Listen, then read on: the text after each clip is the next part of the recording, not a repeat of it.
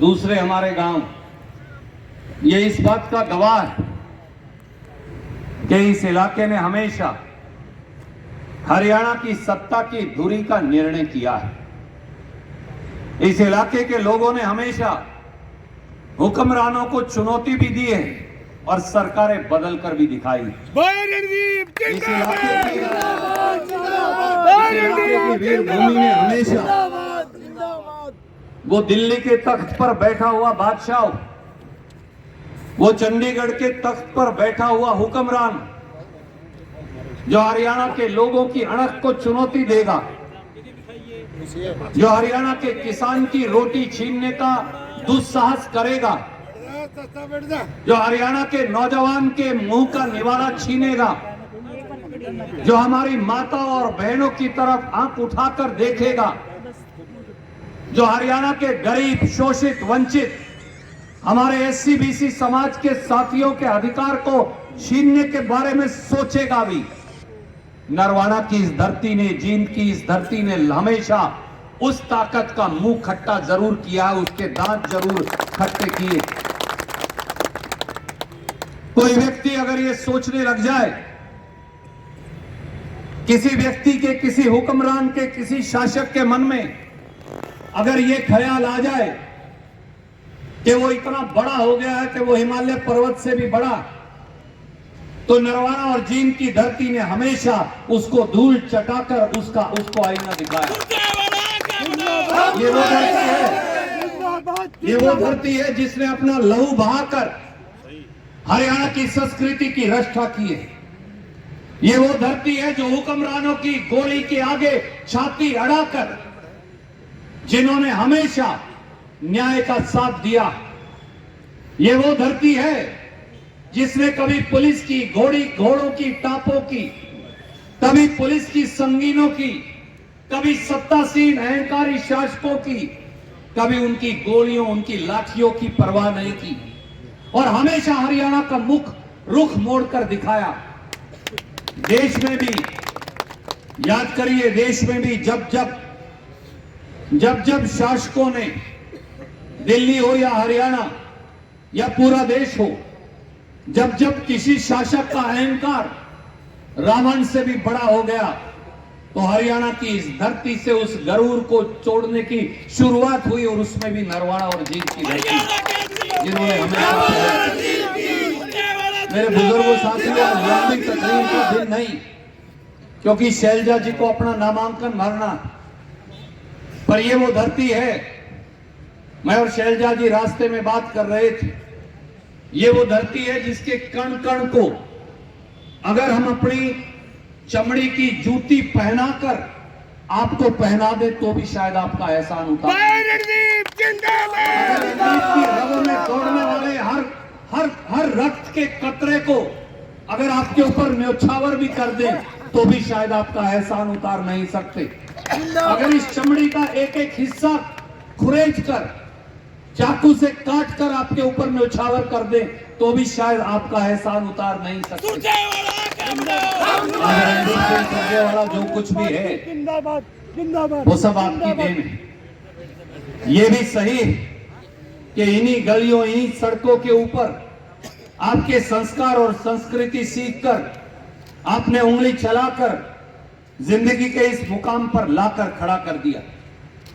मेरे बुजुर्गों, मेरे साथियों, पर यह भी सच है कि 62 वोट से इस विधानसभा के क्षेत्र को एक षड्यंत्र के तहत आरक्षित करके उसके बाद रणदीप को एक राजनीतिक देश निकाला दिया था।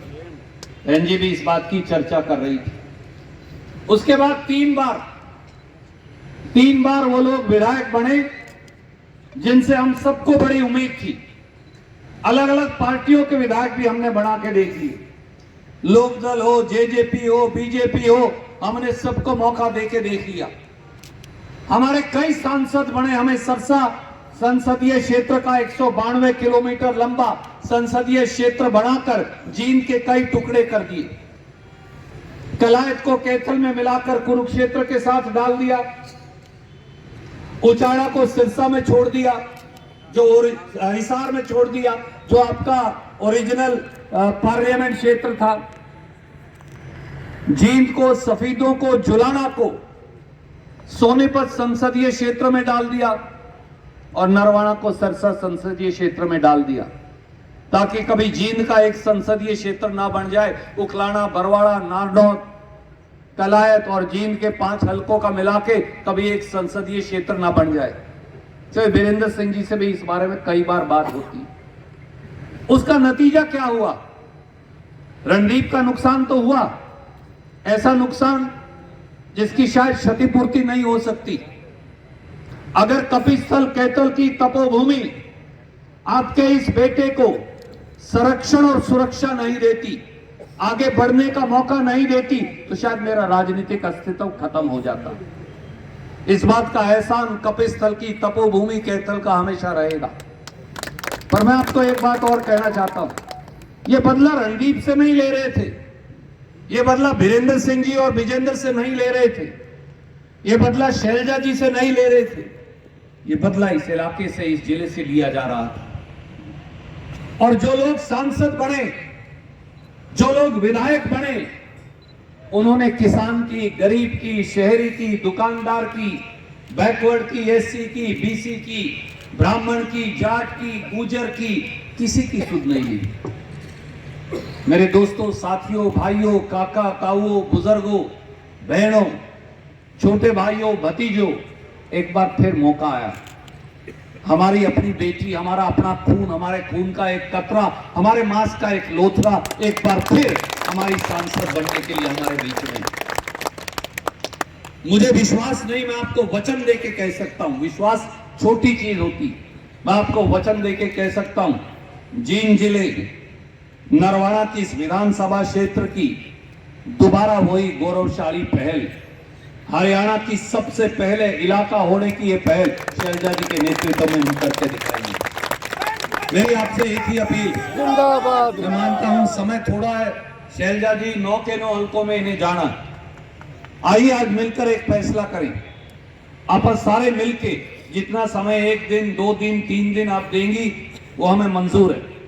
आप 3 भी नहीं देंगे, हमें वो भी मंजूर है। विजेंद्र भाई यहाँ हैं, चाहे वीरेंद्र सिंह जी यहाँ हैं, रणदीप यहाँ हैं, हम सारे हजारों साथी, हम तीनों को भी छोड़ दीजिए, हमसे भी ज्यादा बड़े कांग्रेस के ये सिपाही, इस इलाके के ये रक्षक, इस इलाके के ये प्रहरी, इस इलाके के चौकीदार, ये सारे हजारों की संख्या में यहाँ बैठे, हम सब मिलकर एक एक गांव, एक एक वार्ड, एक एक घर के अंदर जाके दरवाजा दस्तक देके कांग्रेस पार्टी और शैलजा जी के लिए समर्थन मांगकर आएंगे। ये हमारा वचन और वादा है।